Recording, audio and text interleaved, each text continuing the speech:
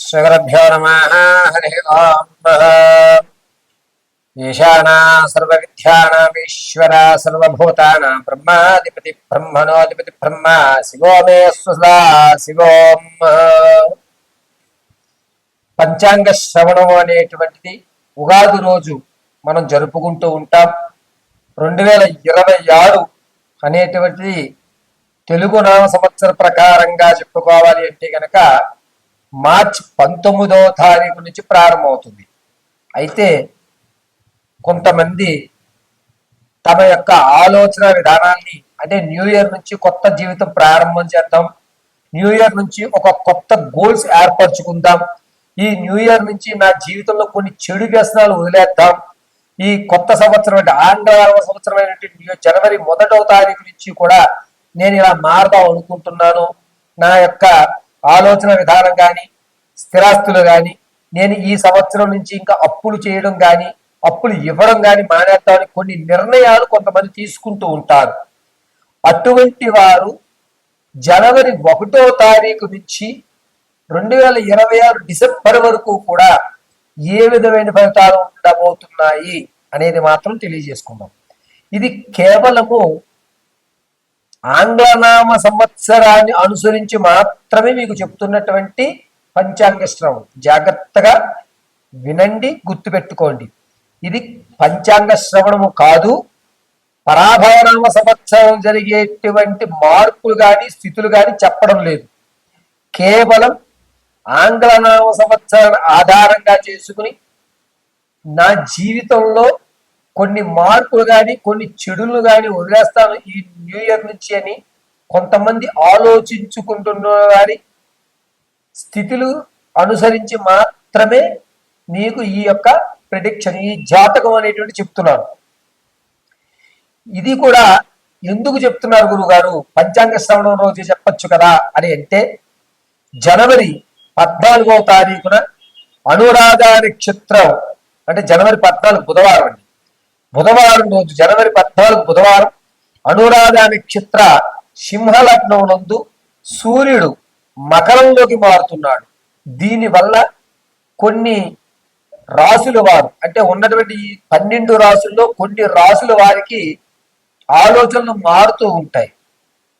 అయితే ఈ ఆలోచన ఏ విధంగా మారబోతోంది అనేటువంటి విషయం, ఈ మారినటువంటి ఆలోచన వల్ల మీరు తీసుకునే నిర్ణయాలకి వల్ల మీరు అప్పులు పాలవుతారా, లేకపోతే విదేశాలకు వెళ్ళి స్థిరపడేటువంటి అవకాశం ఉంటుందా, లేకపోతే ఏదన్నా వివాహం జరగడం లేదు ఈ సంవత్సరం వివాహం జరిగే అవకాశం ఉందా అనేటువంటి ఖచ్చితంగా రవి సంక్రమణ తదనంతరం మనలో కొన్ని మార్పులు సంభవిస్తాయి. ఆ మారినటువంటి స్థితిని అనుసరించి మాత్రమే మీకు ఈ పంచాంగ శ్రవణం 2026 జనవరి 1వ తారీఖు నుంచి డిసెంబర్ 31వ తారీఖు వరకు కూడా నా జ్ఞానాన్ని ఉపయోగించుకుని అమ్మవారి అనుగ్రహంతో నా తండ్రి యొక్క ఆశీస్సులతో మీకు తెలియజేయడం జరుగుతుంది. ఇది కేవలం నేను చెప్పేటువంటి ఈ జాతకం కేవలము రవి సంక్రమణ ఆధారంగా మాత్రమే చెప్తున్నాను. అది కూడా గోచార రీత్యా మాత్రమే. ఇది గుర్తుపెట్టుకోండి. మనం మారాలి అంటే రేపటి నుంచి మారుతాను అనేటువంటిది ఎవరు చెప్పరు. 1వ తారీఖు నుంచి మారదాం, రేపు 10వ తారీఖు నుంచి మారదాం, ఇలా ఆ యొక్క డేట్ని కొంచెం మెన్షన్ చేస్తూ ఉంటారు. ఏవయ్యా ఇల్లు ఎప్పుడు కొందాము, నెక్స్ట్ ఇయర్ కొనేస్తానండి, తర్వాత సంవత్సరం జనవరి 10-15 తర్వాత శుభగడియలు వస్తున్నాయి కదా, రవి మారిన వెంటనే ఇల్లు కొనేటువంటి ఆలోచనలో ఉంటాను. యా చెడు వ్యసనాలు ఎప్పుడు మానేస్తున్నావు, రేపు న్యూ ఇయర్ నుంచి మానేస్తామండి, న్యూ ఇయర్ రోజు ఒక్కరోజు అనేటువంటి మాటను అనుసరించి మాత్రమే నీకు ఈ ప్రిడిక్షన్ అనేది చెప్తున్నాను. అయితే 2026 మార్చి 19వ తారీఖు గురువారం నుంచి పరాభవనామ సంవత్సరం వస్తుంది కాబట్టి దాని ముందులో మీకు పంచాంగ శ్రవణం చేసి గ్రహణాలు ఇప్పుడు వస్తున్నాయి, ఎన్ని గ్రహణాలు ఉన్నాయి, ఈ గ్రహణాల్లో ఏ రాసుల వారికి ఇబ్బందులు కలుగుతున్నాయి, రాజు మంత్రి సైన్యాధిపతి శయ్యాధిపతి షష్ఠమాధిపతి ఎవరు ఉన్నారు, వారి యొక్క ఆలోచన విధానాన్ని బట్టి పరాభవనామ సంవత్సరం ఏ విధమైన మార్పు జరుగుతున్నాయి అనేది మనం రానున్న రోజుల్లో అంటే మార్చి 1వ తారీఖున తెలియజేసుకుందాం. ఇప్పుడు కేవలము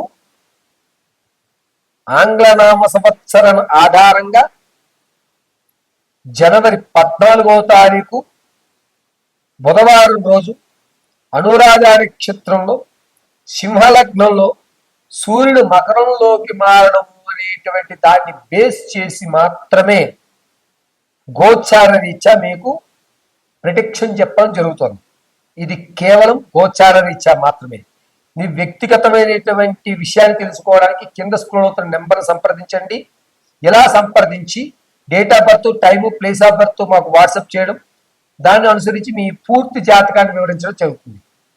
డేట్ ఆఫ్ బర్త్ తెలియకపోతే మీ యొక్క ఫోటో ఆధారంగా మేము అడిగేటువంటి 3 ప్రశ్నలకు మీరు చెప్పేటువంటి సమాధానాల ఆధారంగా మీ పూర్తి జాతకాన్ని, అసలు భవిష్యత్తు ఉంటుందా, భవిష్యత్తులో నాకంటూ ఒక కొన్ని పేజీలను నేను లిఖించగలుగుతానా, అనుకున్నటువంటి అమ్మాయిని వివాహం చేసుకోగలుగుతానా, ఆర్థికంగా నిలబడగలుగుతానా, ఆరోగ్య సమస్యల నుంచి బయటపడగలుగుతానా, ఏ విధమైనటువంటి దేవతారాధన, ఏ విధమైనటువంటి దానాలు, ఏ విధమైనటువంటి పుణ్యక్షేత్రాలు నేను ధరిస్తే నాకు లాభదాయకంగా ఉంటుంది, అందరికంటే నాకు ఒక గుర్తింపు సమాజంలో ఎప్పుడు కలుగుతుంది అనేటువంటివి పూర్తిగా మీకు వివరించి చెప్పడం జరుగుతుంది. కర్కాటక రాశి వారికి జనవరి 2026 నుంచి డిసెంబర్ వరకు కూడా జరిగేటువంటి ఫలితాలు ఏ విధంగా ఉండబోతున్నాయనేది కేవలము రవి సంక్రమణ ఆధారంగా మాత్రమే చెప్తున్నాను, జాగ్రత్తగా వినండి.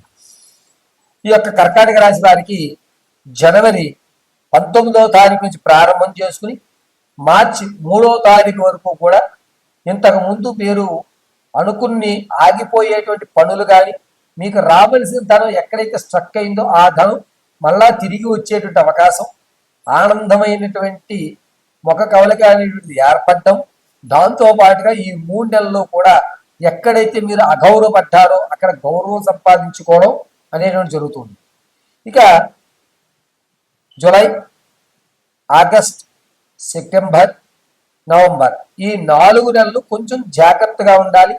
నమ్మించి మోసం చేసేటువంటి వారు మీ శత్రువులు మీ పక్కన చేరేటువంటి అవకాశం లభిస్తోంది.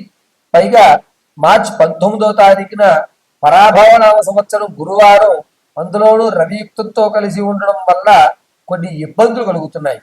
అది ఏమిటంటే మనసుకు దగ్గరైనటువంటి వ్యక్తి, ఇతరైనా ప్రపంచం అనుకున్నటువంటి వ్యక్తులు దూరం చేసుకోవడం, ఇక నీకు నాకు ఎటువంటి సంబంధం లేదు అని ఒక బంధాన్ని తెంపుకోవడం, కొంచెం మనసుకి ఇబ్బందిగా ఉన్నా సరే ఏం కాదు భగవంతుడి నిర్ణయం ఇదే అనుకుంటా అనేటువంటి ఒక దృఢ సంకల్పంతో మీరు ముందుకు సాగడం జరుగుతుంది. జీవితంలో మీరు ఒక గోల్ ఏదైతే అనుకున్నారో దాన్ని ఖచ్చితంగా మీరు ఆ స్థాయికి వెళ్ళడానికి ఆగస్ట్ 18వ తారీఖు నుంచి సెప్టెంబర్ 4వ తారీఖు మధ్యలో ఆ గోల్స్ మీరు రీచ్ అవుతారు. దీనివల్ల మీరు కూడా ఈ పనులు చేయగలుగుతారా, అసలు నువ్వు సాధిస్తావు నేను అనుకోలేదు అని ప్రశంసల జల్లు మీకు కురిసి 10 మంది కూడా మిమ్మల్ని గుర్తించేటువంటి అవకాశం ఏర్పడుతుంది. జూలై 29వ తారీఖు నుంచి సెప్టెంబర్ 2వ తారీఖు వరకు కూడా ప్రయాణాలు చేస్తున్నప్పుడు చాలా జాగ్రత్తగా ఉండాలి. ముఖ్యంగా చేతికి సంబంధించి, ఎముకలకు సంబంధించి ఇబ్బందులు కలగడం, ఈ ఎడమ వైపు భాగంలో తల యొక్క ఇబ్బందులు కలగడం అనేటువంటి జరుగుతుంది. మీరు యాక్సిడెంట్ జరిగిన అది ఎడమ వైపు భాగానికి ఎక్కువ జరగడం వల్ల కొన్ని ఇబ్బందులు అనేటువంటివి ఏర్పడి మైన్యూట్గా చెప్పాలి అంటే కోమా వరకు వెళ్ళేటువంటి అవకాశం లభిస్తుంది.